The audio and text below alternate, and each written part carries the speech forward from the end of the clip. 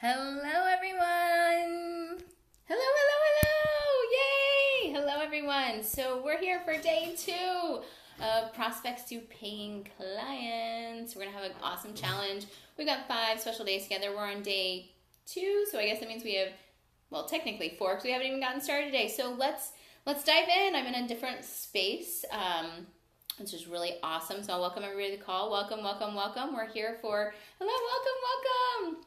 Good to see everyone. So we're here for day 2 of prospects to paying clients. This is everything you need so that you can go from whatever size list you have. I know I've been talking a little bit about how you can have a teeny tiny list, oh yay hearts, and still make tons and tons of money. But what if you have a great big list or a 0 list or any combination thereof? What I want for you to know is there's a way that you can hold a selling container and follow up. Follow up is one of those number 1 keys that turns the I think I want to maybe work with you into paying clients. So let's review. Oh, I love those hearts. Thank you. Love the hearts. So I'm going to look at my little sheet so I make sure I grab everything we need to talk about today. So yesterday we talked about keeping it fresh. And what this all means is that you really want to, hello. Oh, yay. So good to see everybody. You really want to follow up fast. So there's different types of follow up. I'll review them again. So there's follow up, which means when a new lead comes in, you follow up. You make sure you get them on a call. If you don't immediately get them on the call, you have ways to keep in touch. I gave you a system of 3 different ways. Actually, I think it was 4 different ways to keep that container going so you get people on the calls. The other side of follow-up we're going to really focus on today. This is following up from your sales call. So when you're on the sales conversation, immediately after, if someone doesn't say yes, how do you follow up and hold that container? This is gold. I mean, seriously, don't pay attention to anything else I say if you don't feel like it, but watch this one and pay attention because I'm going to give you guys gold. Anyway, so the third type of follow-up is for, pardon me, I'm still trying to get rid of that cough. When you have had the sales call and they say yes, but, and then it fizzles and it goes away, how do you keep that container going? How do you reach back out? I gave you guys a story of yesterday, one of my lovely clients who we started talking, it's been now almost a year ago, and it took us probably 5 or 6 months of keeping in touch until she was ready to say yes, but the moment she was ready, I was right there in front of her. So let's dive in. Yesterday was about keeping it fresh. It's all about how to do immediate response, and then the other 4 emails that you send. So if you don't get someone on the phone right away, how do you check in with them and make sure that they can get in touch with you? How do you touch base again? How do you really be in touch? Because here's the thing, the persons out there, the people out there, sorry, grammar's going out the window. People out there who want to work with you, are waiting to work with you, may or may not be ready. Everyone buys at different times. Your role is to be available, to always be there. How many times should you follow up? As many times as it takes. You don't have to pester. You don't need to reach everyone every single day. But I make myself available because this is how you're going to separate yourself from everybody else out there. Most people, oh, my computer just shut down and it had my notes. So we're going to go flying without notes. Most people, what they do is someone reaches out to get on a call with them and they immediately just are done. Yay, hearts! I love my hearts.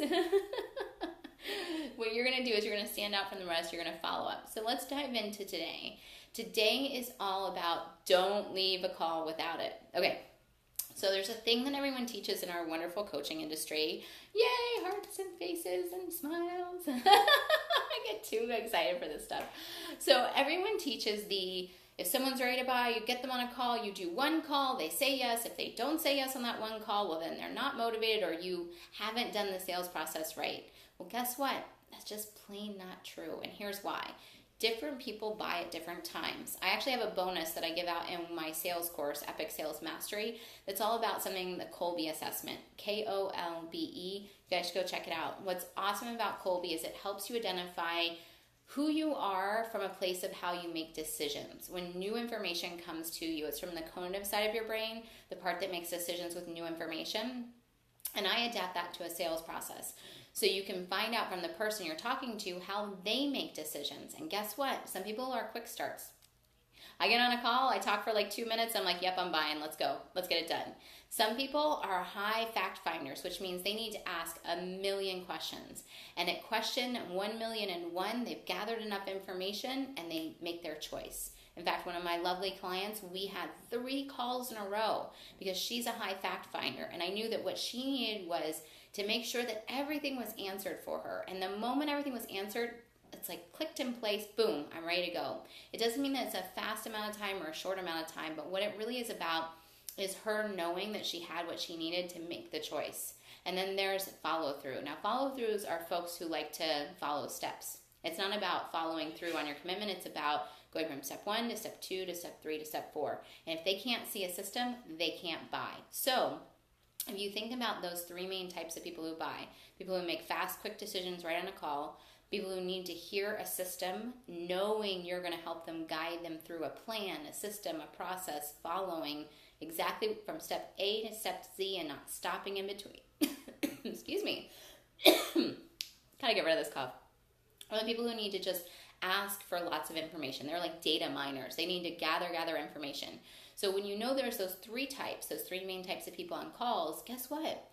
You might need to spend more than one conversation to satisfy some of those people. In fact, even quick starts sometimes need more than one call. So how do you do this? And this is the goal. This is what I love to do. So on every single sales call, I walk through my 5-step sales process. I connect, I listen and learn, find out what's not working, make sure I can actually support them, make sure I'm clear about their urgency of what's not working so we know we can change it. Excuse me.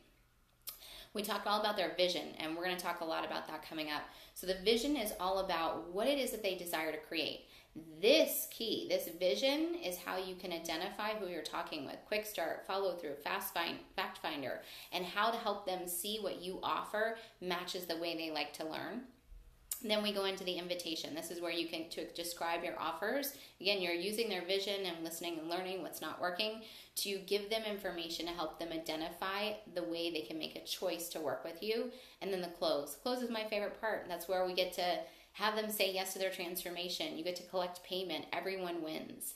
So what do you do, though, if it doesn't go magically through those 5 steps? Because guess what? That happens. Because again, if you're talking with someone who's a fact finder, they might get to the end of a call and they don't have all the information they need. So what do? This is what I call don't leave a call without it. So I never, ever stop without setting up a follow-up call. One of my lovely, lovely clients has a great way of phrasing it. And she would say that it's like climbing up an ice mountain. You've got ice picks going. You would never take both out. You'd slide down the mountain. So if you've got one in, this is your call, and they're not yet your client, you're going to need to get another call in. And then another call in, another call in until they become your clients. So how do you do this? So here's what I do. When I'm in a sales conversation and I get to the place where we're in the close and I'm asking them some questions like on a scale of 1 to 10, 1 being like, Laura, get away from me, I never want to speak to you again, and 10 being, let's start today, or even 11, where are you? And if they are at a 6, 7, 8, or anything under a 9, I go through the process of overcoming objections. And sometimes what I really hear is the person needs to go digest what we talked about and make a decision. Here's the most amazing thing.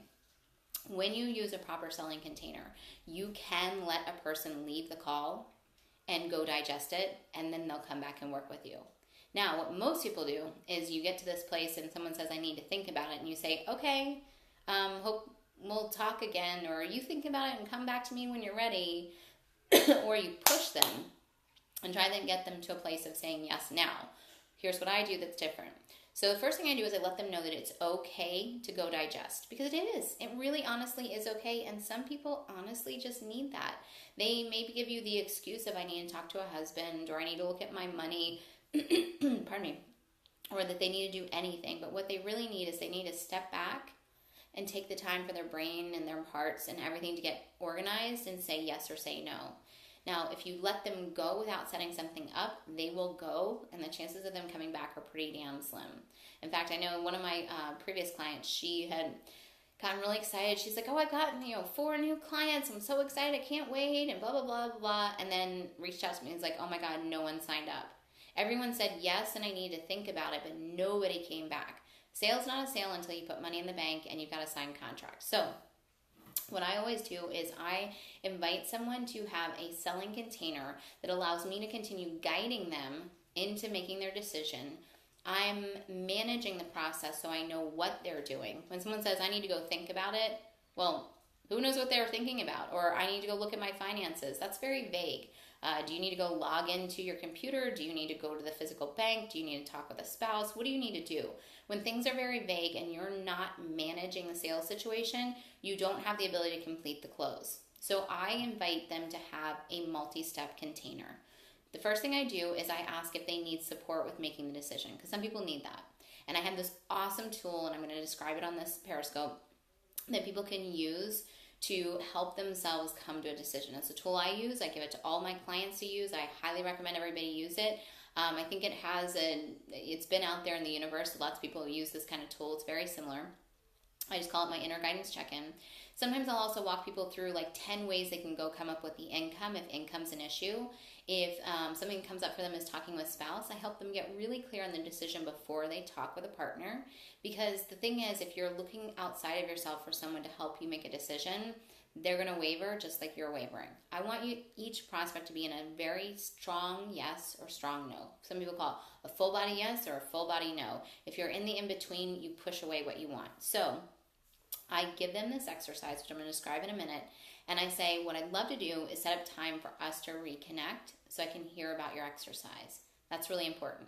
What I'm not saying is, let's get on our second call so I can get your credit card. What I'm saying is, I want to hear how this exercise goes for you. And I'll tell you why I do it in a few reasons. Set a strong, firm appointment, not I'll hear back from you Friday by 5, or let's talk sometime on Wednesday. I say, pull up your calendar. I got mine up. I have time open on Tuesday at 10 o'clock. Does that work for you? Or tell me your time. And I set that time up and I schedule it. I confirm it. I'm telling them I'm calling them. That's a very important thing too. I like to call my prospects. I like to show up for them. I know they know I'm here for them when I call them. It's just a thing to think about. And so when we've got this firm set appointment, we know exactly what's going to happen. So how far in distance from call number 1 should call number 2 be? Well, that's up to you and your prospect, but I recommend it being as tight as possible. So the exercise I give, which I'll describe in a minute, is you can do it in 15 or 20 minutes. You could spend all day if you wanted to. Sometimes if someone needs to talk to a spouse, we got to look at realistic things. Any of you guys out there who've got kids and families, sometimes you got to get like a lot of stuff done in the day and there's not always time to talk. So make sure they've got time to do it. If they need to go create the income in order to say yes, I make sure they've got a little bit of space. Generally speaking, I don't go any longer than a week. Even if the process is going to take longer than a week, you can always have a third call or a fourth call if needed. As long as you manage the container, it's okay to keep going. But I wouldn't go more than a few days, if possible 24 to 48 hours, and no longer than a week. So I've got that call scheduled, I've got it set, I've got it confirmed. They're ready to say, I'm going to show up on this call. And on day 5 of this Periscope challenge, I'm going to tell you everything you should say on these follow-up calls. But what's really important is I'm not leaving call number 1 without having call number 2 fully set up. Okay, so how do I manage the sales container when I'm not there? Because, the moment you get off the phone or the Skype or anything, your prospect's off by themselves. They're not with you. In fact, they're probably being influenced by a lot of other people. And it doesn't even matter what you're selling. There's outside forces coming in. So how do you manage it? The way you manage it is by giving them a very specific tool to do in between call number 1 and call number 2, and you ask them to tell you exactly when they're going to do that tool. So I use something I call the inner guidance check-in. I love it because it's like that one thing that I know I can get good guidance for myself, like that inner guidance check-in. I know exactly if this is a yes or a no by writing this out. The really cool thing is someone can be iffy or not clear, and literally as they do this, they will give you the answer that tells you how to sell them. The other amazing thing about this tool is it bubbles up any resistance or any objections or any fears, so you can directly address them on call number 2. It's brilliant. The other thing that I love about it is that most often this pre-sells people. They will either send me a message before our second call or on the second call, immediately step up and say, hey, I know I'm ready. I want to dive in. Because the order of how I'm going to ask these questions has them walking through the process of selling themselves into working together. Now, here's the thing, too. If it's a full no, you'll know it because of 2 reasons. 1, they won't do the exercise. And I'll tell you how to find out if somebody's done the exercise prior to the call so you're not wasting any time. 2, if they do the exercise and they get a full no, they'll know it. Okay, so here's the exercise, and then I'm going to tell you how to know if you should get on the call. All right, inner guidance check-in. First question, I ask them to write out what they want, why they want it, how it's going to help them their family, their community, the world. This is all about their vision and the impact. And I really want to have them write this out, because although I've asked this question on the first call, when we get to call number 2, I'm going to start to hear, is there something new that's really important to them? Because oftentimes on the first call, especially if you have no prior relationship with the person, they can sometimes be a little bit more guarded, or they'll say the thing they're supposed to say, but when they write the letter out, they're actually really connecting to their heart. And if you know what someone really, really wants, you know if you can help them with it. The second thing is I ask them, tell me how you and I working together can support you in getting that. Okay, so think about that for a minute. The person's going to literally write down how the two of you working together will help them reach their goal. So if for any reason they say, I don't want to work together, you can also repeat back to them, well, I just heard you say that us working together can get you to your goal. So why would you not want that? Like, what's holding you back from that? That's the pre-selling. Then thing number 3 that they're going to look for is I ask them to write down any fears, doubts, worries, or concerns. Hello, yay, oh, so good to see everybody. So when they write down these fears, doubts, worries, or concerns, oh, more hearts too. I always want to see what's really coming up. I'm back. I always love everyone who shows up on Periscope. Hearts. Okay, so when you hear their fears, doubts, and worries and concerns, these are any of those little extra bits that come up that you really need to address. And if you don't address them, they're not going to say yes. And it's right there on the piece of paper. And then I ask them for the 4th thing, and that is to watch for a sign for us to know, should we work together? Here's what I love about the sign. Some people are truly connected and they know when they see it and it's obvious. One of my amazing clients, so my company is Epic at Sales. She went to a Lenny Kravitz concert and he was singing a song called Epic. She saw a bus go by that had a sign that literally said the word epic on it. She's like, I was being bombarded with the word. I knew I needed for us to work together. So she saw the signs clearly. Sometimes people show up and they don't see the signs clearly, and that's okay. I always guide someone to tell me what's been going on for you, and is that a sign? Because the signs really are just little guideposts to help you see what to do. So with that inner guidance check-in, when they're doing that full thing, when I'm controlling or managing the sales container, even when we're not together, and they do that exercise, when they show up, we walk through the exercise and they can go to yes. Awesome stuff. And that happens on the second call, the follow-up call. Now, what do I do if I want to make sure, hey, if the person doesn't do the exercise, they're not a good client because they're not going to follow directions and they're probably not going to get results. So prior to the call number 2, I send a little reminder. The morning of, if the call's in the afternoon, the night before, if the call's in the morning, I'll just say, hey, Sarah, can't wait to talk with you. Really looking forward to hearing about your exercise. And everyone will say, yep, can't wait. And I know they did it. Or, oh, I haven't done it. Should we reschedule? If anybody says that, I say, sure, you take care of that and you reach out to me when you're ready to get started. And guess what? I almost never hear from those people. And that's okay too, because that means we're done. So let's do a little recap and review. I don't have my computer up, so I'm going to do it for my brain. Okay, so day number 1, we talked all about keeping it fresh. This is about being in the follow-up process as the leads come in. Lead comes in, most people reach out once, or they expect the person to schedule once, and if they don't, they just let it go. What I want for you guys to do is really consider the process of following up with those leads. Just keep on track with them. On day number 4, I'm going to teach you my simple system so you don't have to worry about timing, because I'm not great at following systems. Lead comes in on Tuesday. I will email them Wednesday, Thursday, Friday, and then they could fly off into the ether if I didn't have my little simple system, so I'll teach you that. Really need to be present for people. I had a client, again, who we talked almost a year ago, and it took us 5 months before she was ready and it matched for me. Good way to keep people out. Yep, that's true. So when your time is like your most valuable possession, we have limited time. We all know that. And so if you get on calls, there's 2 things that happen that are not good calls for you. Thing number 1, you're wasting your time. And thing number 2, it actually can degrade your confidence in being able to sell, because you just got on another call that didn't work out and it didn't feel good and it just goes downhill. So we want to keep you only talking with people who are really interested and not talking with people who are not serious. So that's good stuff. So what we talked about today was how to do a multi-step sales call. And I almost never teach this. I think this is the first time I've talked about this on Periscope.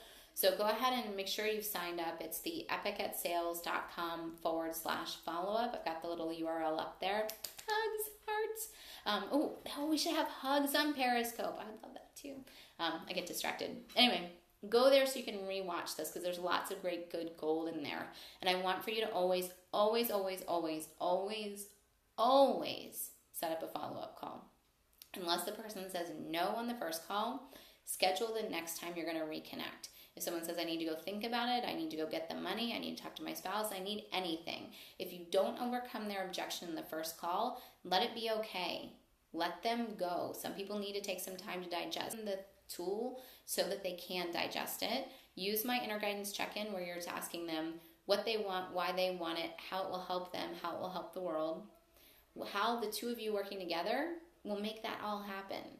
Any fears, doubts, or worries or concerns that come up for them to have this thing that they say they want, if they're worried, they won't go for it. And we really want to walk through that. And so on call number 5, I'm going to teach you how to use this part so you can walk people through their resistance. And I ask them to look for a sign.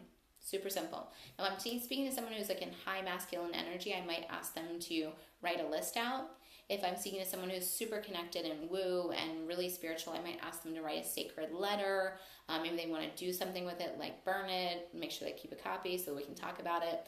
And then on call number 5, I'll tell you how to ask them questions and walk through how to use it. But using that tool, setting up the second call, keeping the container short, as tight a sales container as you possibly can. If I talk with somebody on Monday or Tuesday, I can bet you I'm talking with them before Friday. If I talk with someone on Friday, I'm talking with them on Monday or Tuesday. I like to keep it tight. My longest distance is a whole week. And I never ever go 30 days because if you go that long, the person has time to fizzle out and a lot happens and you're not managing the selling container. So keep it short, keep it sweet.